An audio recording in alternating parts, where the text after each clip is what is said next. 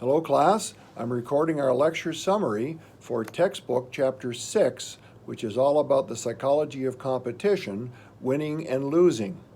So we have a 5-lecture series coming up prior to our break at Thanksgiving, and I will give you an update on our class discussions as soon as I give you the lecture summary. So we've looked at winning and losing, the psychology of competition. I am going to post a Vince Lombardi link for you to watch and view, perhaps the most competitive football coach that America has ever known. So what it takes to be number one, I will put the link on and you can watch that. So we talked about what it takes to be competitive. We talked about competition being a 4-stage process, and you agree to the terms of engagement in a competitive environment. Stage 1 is an objective comparison. It's your time for the mile versus at least one other person's, or your team's score versus another team's score. It's a scoreboard mentality, and it's very objective, and it's a stage 1 competition. You agree to the terms and you agree to compete. A stage 2 competitor then shifts to a more subjective appraisal of the situation. It's not so much against somebody else, but you're competing against yourself.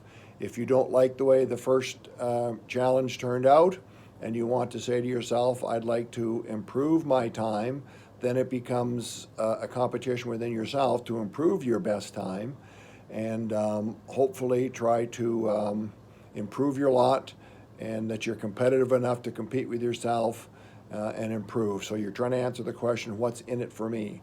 So if I'm running a 10-minute mile and I want to train to run an 8-minute mile, is the effort and commitment and dedication and work required to chop 2 minutes off your 1-mile time worth it? Then we transition into stage 3 competition, which is assessing stages 1 and 2. Then you're either going to upgrade your level of competition or downgrade.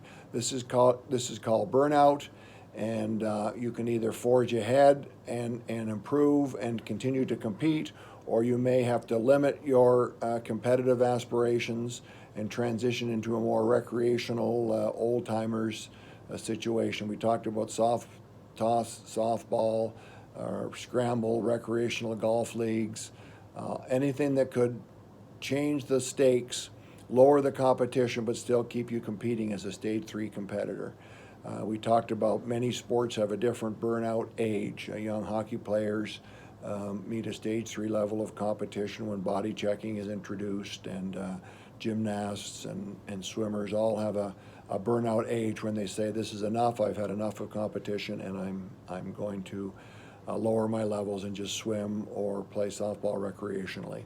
And then stage 4 is deciding, based on assessing the consequences, to either persist or quit.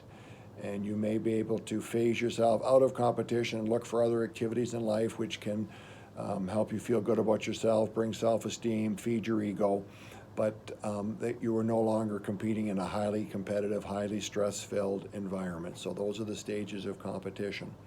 So that is the important theory. We looked at the great coach, Vince Lombardi, what it takes to be number one. We also talked about the Buffalo Bills losing 4 Super Bowls. Are they winners or losers?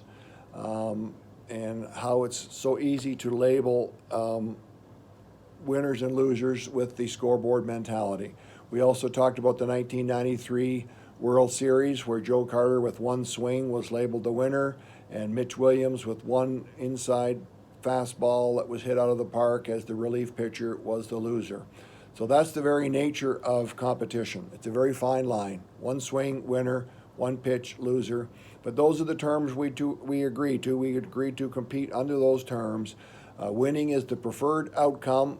Society loves to cherish a winner, and for every winner there's a loser. That is the psychology of competition. Sport is a zero-sum game. We don't even like ties. Sports has many, many different ways of breaking ties. Extra time, overtime, shootouts, penalty kicks, all sorts of ways of crowning a victor. So that is the psychology of competition. Our next week we're moving on to behavior modification, things a sports psychologist can do to fuel your competitive juices. If you have a high skill level but aren't quite as competitive as you should be, we're going to look at some behavior modification techniques, things like positive reinforcement, negative reinforcement, punishment, shaping, and flow. And we're going to see if we can condition a more competitive response amongst those athletes who are saying that competition is not really an emotion they want to deal with. So that will be our next lecture.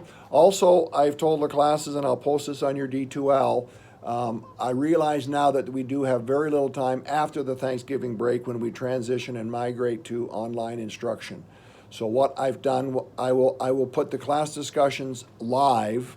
I will organize them and sort them out, and when the Tuesday group is not in class Thursday, you should focus on posting a class discussion. When the Thursday group is not in class on Tuesday, you should focus on posting a class discussion. We have 6 discussions. They're worth 5 points each, 30 points. So between now and the end of the semester, we have to start chipping away at these class discussions. So I will make sure that those are organized and are open and accessible to you on your D2L. And then the final exam will be posting of your 2-page reflection on your mental training program. The first discussion I would like you to post is your mental training program topic, your area of interest. So it should either be your book, your website, or your webinar topic that you intend to write your 2-page reflection on a mental training program, or psychological skills training, or mental skills. So that will be your first discussion. I will put 5 others up, make sure they're organized, start chipping away at those. The semester is winding down perhaps a little quicker than I had thought, but now we have to make up for some lost time. So your discussions will take place. Your mental training program will be due on the exam time. You'll post into the D2L Dropbox your final 2-page reflection. And we do have 4 more lectures based on the next 5 chapters in your textbook, and that will form the basis for test number 2, and that will be posted online, and you can get that done just after the Thanksgiving Day period. Test number 1 is now posted on D2L. It's available for you. It's due to be completed by midnight on Friday. Once you begin the test, you cannot stop the test. You must finish it. I have given you 60 minutes to take the online exam. You have a 5-minute grace period. You are able to use your notes, your textbook, a D2L, any other information you want to complete the test on test number 1, the first 5 chapters of the book. There's 35 questions, 5 chapters, 7 questions from each chapter, so that makes 35. So hopefully you'll be able to chip away at your test number 1. You will receive your score immediately. It'll be scored and you'll know exactly how you got out of 35. And I will record that score for you in your D2L gradebook. So class, hopefully that gets you up to date. I think we've covered all the administrative details. We've covered the content that we're covering this week in class.